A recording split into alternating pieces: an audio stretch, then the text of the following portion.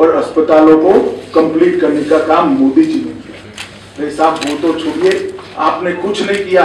मोदी जी ने एक आयुष्मान भारत योजना लाए हैं जिसमें हैदराबाद के अर्बन गरीब के लिए 5 लाख रुपए की पूरी हेल्थ का खर्चा भारत सरकार उठाने वाली है।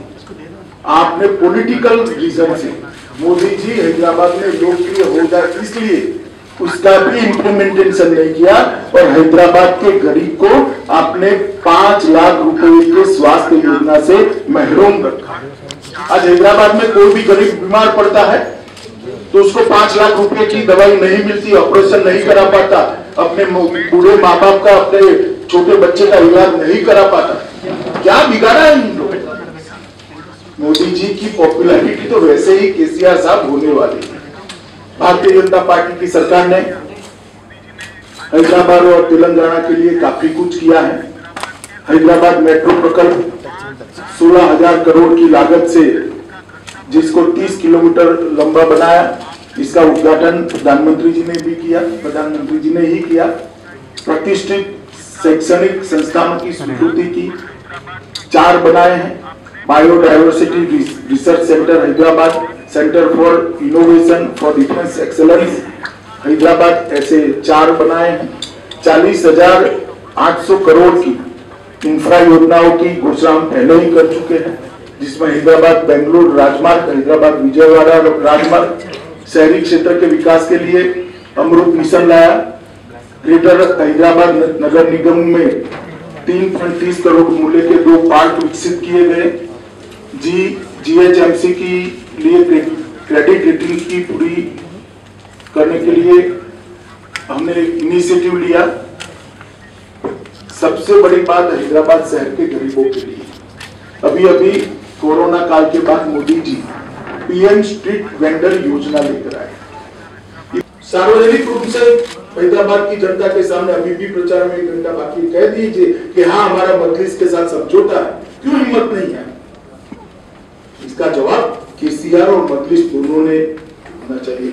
और मित्रों, मैं मानता हूं कि आज सरदार पटेल के कारण ही कि हमारा तेलंगाना यहाँ से लेकर मराठावाड़ा तक और हैदराबाद भारत के साथ जुड़ा हुआ है।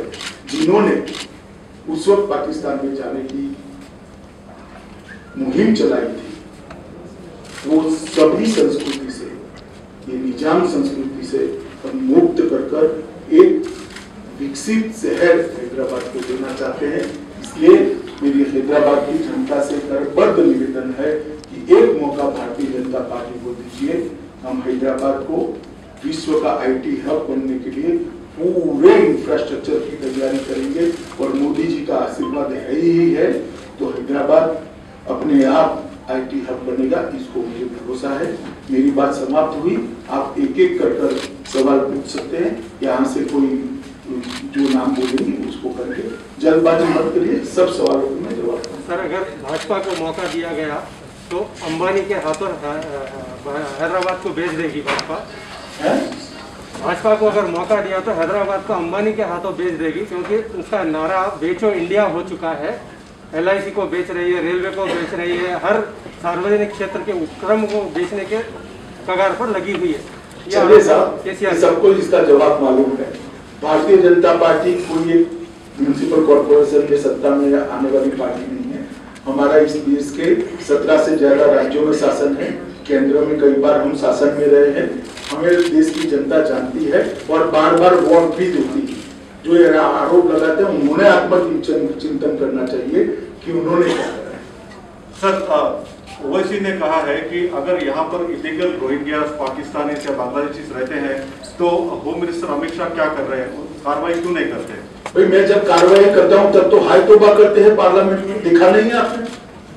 कितनी बड़ी आवाज में रोते हैं। और एक बार लिख कर मुझे दे दे, बांग्लादेशी और रोहिंग्या को निकालना है, बाद में मैं करता हूँ। जरा लिख कर देने के लिए बोल दीजिए। सिर्फ चुनाव में बात करने से नहीं होता है, जब निकालने के लिए पार्लियामेंट में बहस होती है, कौन इनका पक्ष लेता है? देश की जनता जानती है, सबने लाइव टेलीविजन पर देखा है। सर, केसीआर सर ये कहते हैं, केसीआर चीफ मिनिस्टर ये कहते हैं कि सेंट्रल की तरफ से कोई फंड्स नहीं पहुंचे हैं स्टेट गवर्नमेंट को, जबकि जब बाढ़ आई है कहीं भी होने दो, कुछ सेंटर की तरफ से उनको कोई सपोर्ट नहीं मिला है। बहुत समय से केसीआर सचिवालय नहीं गई है, इसलिए इनको आंकड़े मालूम नहीं है।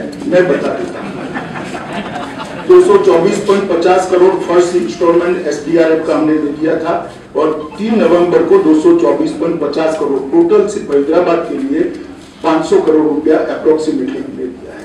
जरा वो कल जांच कर दे और रेगुलरली सचिवालय में जाए तो ऐसी गड़बड़ नहीं होगी।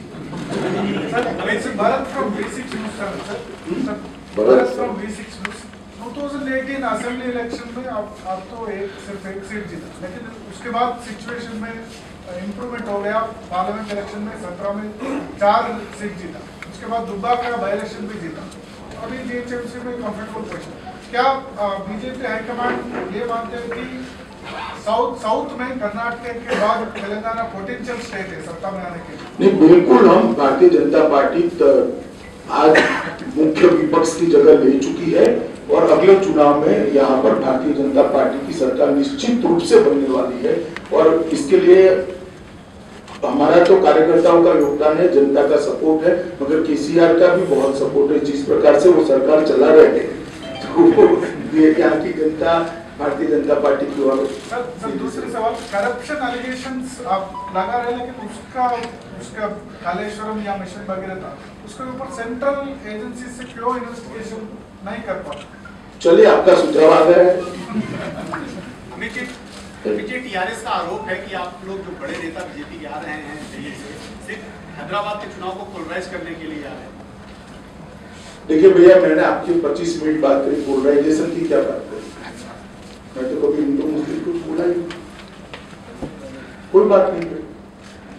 डरना नहीं चाहिए किसी से, चुनाव अपने दम पर लड़ना चाहिए, अपने कामों पर लड़ना चाहिए। सर अमित भाई, एक बात सामने निकल कर आ रही है, बार बार बहुत सारे नेता हैं, चाहे वो ओवैसी हो, चाहे वो महबूबा मुफ्ती हो जम्मू कश्मीर की, वो कह रही कि बीजेपी जब से सत्ता में आई है सिर्फ देश को बांटने का काम कर रही है। क्या कहना चाहेंगे आप?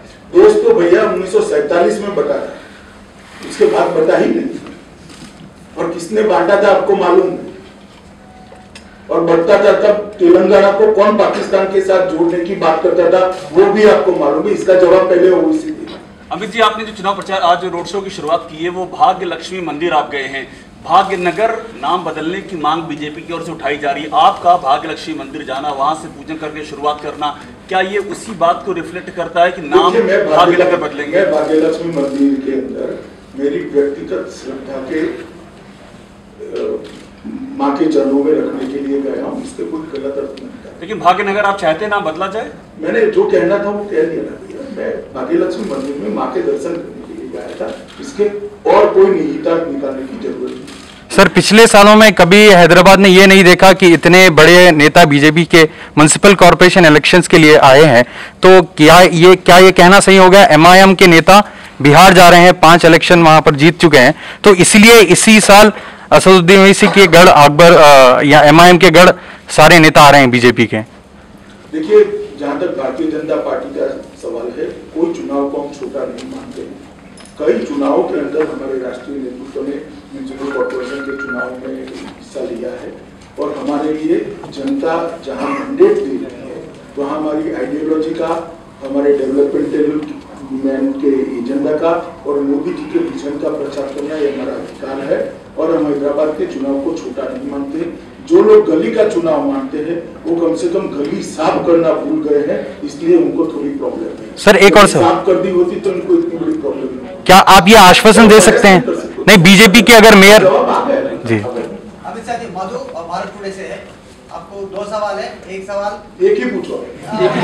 एक में 2 सवाल पूछूंगा। केसीआर ये बोल रहा है कि कल बात करते हुए दुबला केसीआर को मारने के लिए दिल्ली से इतने लोग, बड़े लोग आना चाह रहे हैं। और एक दूसरा सवाल क्या है कि पुलिस वाले को बिहेवियर और फोन टैपिंग हो रहा है बोल रहे हैं। यहाँ पर वो 2 बातों में क्या? देखिए, ऐसे रिस्पॉन्सिबल आरोप मुख्यमंत्री की जगह पर बैठे हुए व्यक्ति ने नहीं दिखाने चाहिए।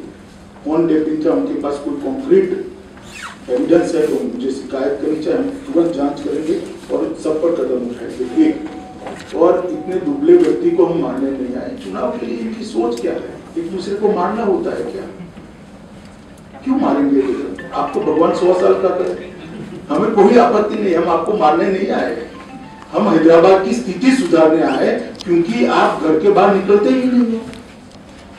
सर केसीआर ने ये भी कहा था कल उनके पब्लिक मीटिंग में कि कुछ डिविजिव फोर्सेस हैदराबाद में आ रहे हैं, एंटर हो रहे हैं और हैवॉक क्रिएट, वो ओवैसी जी के लिए यहाँ नहीं चर्चा होती है। सर क्या आप हैदराबाद की जनता को ये आश्वासन दे सकते हैं कि अगर बीजेपी जीएचएमसी में आती है तो मोदी जी के तमाम स्कीम्स जो है वो इम्प्लीमेंट होंगे हैदराबाद के अंदर? 100% स्कीमें इम्प्लीमेंट होगी और जो करप्शन बंद हो जाएगा, इससे म्युनिसिपल कॉर्पोरेशन का बजट भी काफी बढ़ जाएगा, काम करेगा। और एक क्वेश्चन है, आप